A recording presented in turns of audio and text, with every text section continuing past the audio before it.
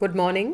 मैं doctor Anita Mathur, department of geography, Babu Shobharam government arts college Alwar. आज हम बीए ऑनर्स पार्ट 2 के स्टूडेंट्स के लिए बायो ज्योग्राफी में जो हमारा बायोम्स का चैप्टर चल रहा है उसी पे आगे बात करेंगे। अभी तक हम 4 बायोम के बारे में पढ़ चुके हैं और हमने उनके अध्ययन के आधार में जो मुख्य चीज़ें रखी हैं, बायोम क्या है, जलवायु वहाँ की कैसी है, मिट्टियाँ कैसी है, वर्षा और तापमान की क्या स्थिति रहती है, उसके अतिरिक्त किस प्रकार की वनस्पति, किस प्रकार के जीव जंतु पाए जाते हैं और कितना मानव हस्तक्षेप है या कितना मानव हस्तक्षेप उस एरिया को ख़राब कर रहा है, नुकसान पहुंचा रहा है, इन सब चीज़ों का अध्ययन हम इसमें कर रहे हैं। तो इसी क्रम में आज हम जो अगला बायोम लेंगे वो है शीतोष्ण घास प्रदेश बायोम। जैसा कि हमें इसके नाम से ही पता लग रहा है कि ये घास के मैदान हैं और किन क्षेत्रों में पाए जाते हैं, जहाँ पे शीतोष्ण कटिबंधीय जलवायु पाई जाती है। तो अगर हम इसकी स्थिति और विस्तार की बात करते हैं तो शीतोष्ण घास प्रदेश उत्तरी गोलार्ध में महाद्वीपों के जो आंतरिक भाग हैं उसमें इसकी स्थिति पाई जाती है। जैसे उत्तरी अमेरिका का प्रेरीज और यूरेशिया का स्टेपी प्रदेश जो है उसका अध्ययन हम इसमें करेंगे।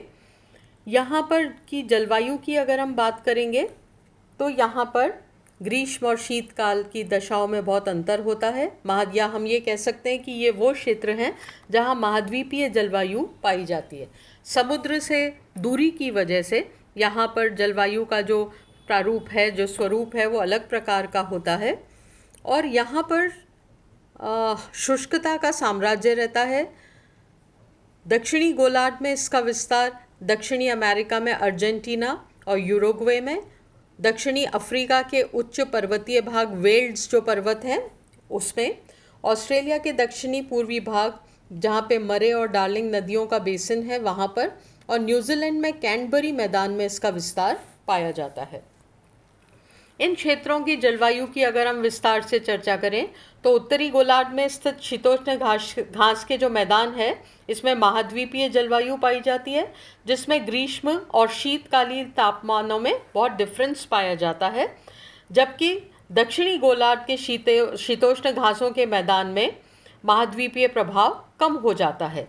उत्तरी गोलार्ध में जुलाई का औसत तापमान 20 डिग्री सेंटीग्रेड्स के लगभग माना जाता है और जबकि दक्षिणी गोलार्ध में ये जो जनवरी का तापमान है ये 22 डिग्री सेंटीग्रेड्स के लगभग रहता है। उत्तरी गोलार्ध में शीतकाल अत्यंत सर्द हो जाता है और विनिपेग जो एक जगह है ये कनाडा में, वहाँ पर जनवरी में औसत तापमान -20 डिग्री सेंटीग्रेड्स तक गिर जाता है। जबकि दक्षिणी गोलार्ध में शीतोष्ण घास बायोम में इस समय तापमान 0 से 12 डिग्री सेंटीग्रेड्स के लगभग रहता है, क्योंकि ये क्षेत्र कंपैरेटिवली वाटर बॉडीज़ के या सागर के समीप है।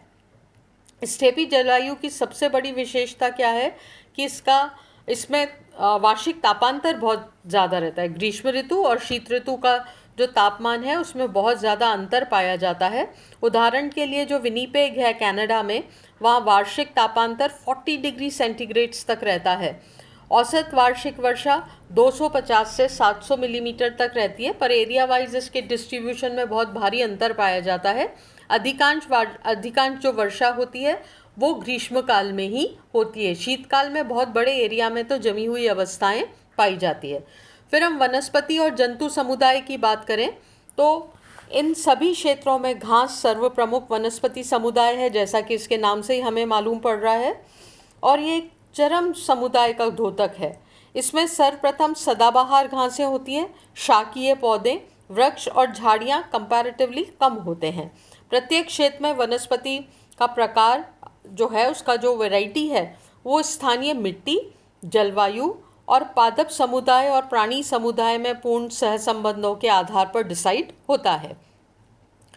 जो पुष्पी पौधे होते हैं, जो फूल वाले पौधे होते हैं, उनमें पंखुड़ियाँ नहीं होती हैं, उनका परागकण हवा के द्वारा ही होता है। बीजों के जो बीज होते हैं उनका हवा के द्वारा ही विसरण या डिस्पर्सल हो जाता है।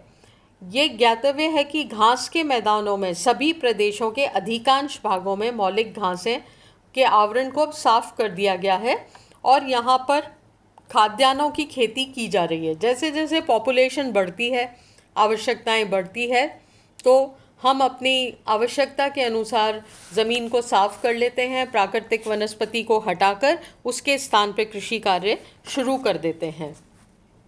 ये जो वर्तमान समय में देखा जाए तो ये जो प्रदेश है, ये विश्व के प्रमुख अन्न उत्पादन और दुग्ध उत्पादन, इन दोनों में इसका बहुत बड़ा योगदान है। अच्छी मात्रा में खेती होती है और अच्छी मात्रा में इन क्षेत्रों में पशुपालन किया जाता है। अगर हम दूध का वर्ल्ड प्रोडक्शन का अगर आंकड़ा देखेंगे तो इस क्षेत्र में मिल्क प्रोडक्शन बहुत बड़ी मात्रा में हमें दिखाई देगा।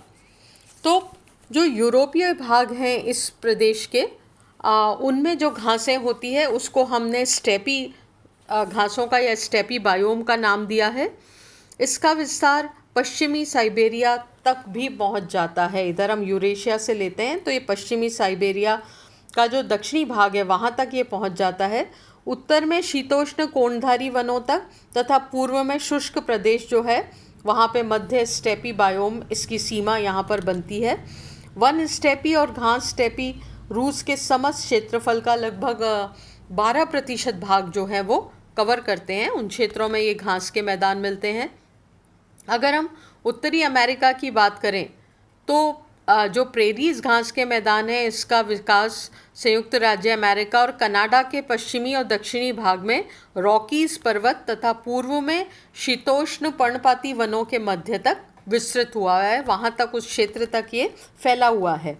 यहाँ वार्षिक वर्षा पूर्व में लगभग 1000 मिलीमीटर से 400 मिलीमीटर तक घटते हुए उसमें पाई जाती है। जैसे पूर्व में सर्वाधिक 1000 मीटर उसका औसत माना जाता है, पर जैसे जैसे हम पश्चिम की तरफ जाते हैं ये औसत 400 मिलीमीटर तक घट जाता है। इस प्रेरी प्रदेश में घासों की ऊंचाई जो है वो पूर्व से पश्चिम हम उसको बांट सकते हैं। उच्च घास प्रेरीज की मेखला पूर्व में सर्वाधिक पाई जाती है। नेचुरली वहाँ पर वर्षा ज़्यादा होती है, इसलिए वहाँ पे घास की ऊंचाई जो है वो 1.5 से 2.5 मीटर तक होती है। जैसे ब्लू स्टेम जो प्रजाति है जो वो वहाँ पे सर्वाधिक पाई जाती है। दूसरा, मिश्र प्रेरीज का विकास यूएसए के ग्रेट प्लेन्स में हुआ है। तीसरा, लघु घास प्रेरीज विस्तार ग्रेट प्लेन के पश्चिम भाग में पाया जाता है, जिसकी ऊंचाई 60 सेंटीमीटर से भी कम होती है। अगर हम यहाँ पर जीवों की बात करें तो प्रारंभ में यहाँ जीव जंतुओं का अधिक प्रभुत्व था, क्योंकि उनको खाने के लिए घास अच्छी मात्रा में अवेलेबल थी। लेकिन वर्तमान समय में मानव ने जब घास के मैदान ही साफ कर दिए तो इसका क्या रिजल्ट हुआ कि वहाँ पे जीवों की संख्या कम हो गई। उत्तरी अगर हम दक्षिणी अमेरिका पंपास का सर्वाधिक विस्तार जो है वो अर्जेंटीना क्षेत्र में हुआ है। यहाँ का पंपास अधिक आर्द्र है, तो उसकी घासें, मतलब यहाँ पे नमी की मात्रा उनको ज़्यादा अवेलेबल रहती है, इसलिए घासें लंबी और काफ़ी मोटी घासें यहाँ पर पाई जाती है। परंतु अब इस क्षेत्र में भी बड़ी मात्रा में घासों को साफ करके गेहूं की बड़ी मात्रा में खेती की जाती है और अर्जेंटीना और इसके आसपास के क्षेत्र में बहुत अच्छी मात्रा में गेहूं की पैदावार होती है। शाकाहारी जंतुओं में पंपा हिरन यहाँ पे मुख्य रूप से पाया जाता है और बिल में रहने वाला विस्काचा और मारा ये यहाँ पे मेन पाए जाते हैं। और बिना उड़ने वाले जंतुओं का भी यहाँ पे बड़ा आकार, रिया पक्षी यहाँ पे विशेष प्रकार का जीव है। और इस क्षेत्र में मेन प्रजाति का भेड़िया भी प्रमुख रूप से पाया जाता है। अगर हम अफ्रीकी वेल्स की बात करें तो दक्षिणी अफ्रीका में इसका विस्तार है और यहाँ पर 1500 से 2000 मीटर ऊंचाई वाले पठार के पूर्वी भाग में दक्षिणी ट्रांसवेल, ऑरेंज फ्री काउंटी और लिसोथो के कुछ भागों में पाया जाता है। इस पठार के 1500 से 2000 मीटर की ऊंचाई वाले भागों पर वर्षा बहुत अनिश्चित होती है और इसलिए शुष्कता की अधिकता होती है। रात को कई बार पाला बहुत प्रचंडता से पड़ता है। शरद काल में दैनिक जो तापांतर है वो बहुत अधिक होता है। दिन और रात के तापमान में बहुत मेजर डिफरेंस पाया जाता है। इसके कारण यहाँ पर वृक्षों का उगना और विकसित होना कई बार संभव ही नहीं हो पाता है। यहाँ के जीव जंतुओं को मनुष्य ने बड़े पैमाने पर प्रभावित किया है और उसको वहाँ से हटा दिया है, मार दिया है या उनके निवास स्थान पे कब्जा कर लिया है, इसलिए उनकी संख्या बहुत कम हो गई है। प्रारंभ में गेम, एंटीलोप, जेब्रा तथा शेर, तेंदुआ, लकड़बग्गा, सियार, ये सारे मांसाहारी जीव बड़े मात्रा में झुंडों में पाए जाते थे, लेकिन मानव के दखल ने इनको धीरे धीरे अदृश्य कर दिया है। और अभी यहाँ पे एक मांगूस जिसे कहते हैं मीर कैट, वो फिर भी यहाँ पे बड़ी मात्रा में पाया जाता है। ऑस्ट्रेलियाई शीतोष्ण घास प्रदेश में ऑस्ट्रेलिया के दक्षिणी भाग में उत्तरी तस्मानिया तक ये पाया जाता है। इस क्षेत्र की सबसे बड़ी जो विशेषता है, खासियत है, वो यह है कि शरद काल में उत्तरी गोलार्ध के शीतोष्ण घास की तुलना में यह अपेक्षाकृत गर्म रहता है और घासों के साथ यूकलिप्टस वृक्ष जो होता है, सफ़ेदे का जो पेड़ होता है, वो बड़ी मात्रा में यहाँ पर पाया जाता है। स्तनधारी जंतुओं में यहाँ पे कंगारू यहाँ का मेन जो पशु है और इसकी भी 3 किस्में यहाँ पाई जाती है, लाल कंगारू, भूरा कंगारू और बालरूस कंगारू। यहाँ पर उड़ान विहीन ईमू पक्षी होता है जो काफ़ी बड़े आकार का होता है, पर वो उड़ता नहीं है, वो यहाँ पे ईमू बड़े मात्रा में पाया जाता है। न्यूजीलैंड के घास क्षेत्र जो हैं वो दक्षिणी द्वीप के पूर्वी भाग में और उत्तरी भाग के मध्य में स्थित हैं। यहाँ पे जो घासें होती हैं वो गुच्छेदार होती हैं। इस समय 2 किस्में इसकी पाई जाती है, छोटी टसक घास और बड़ी टसक घास। अगले लेक्चर में हम इसके पारिस्थितिक उत्पादकता की बात करेंगे। Thank you.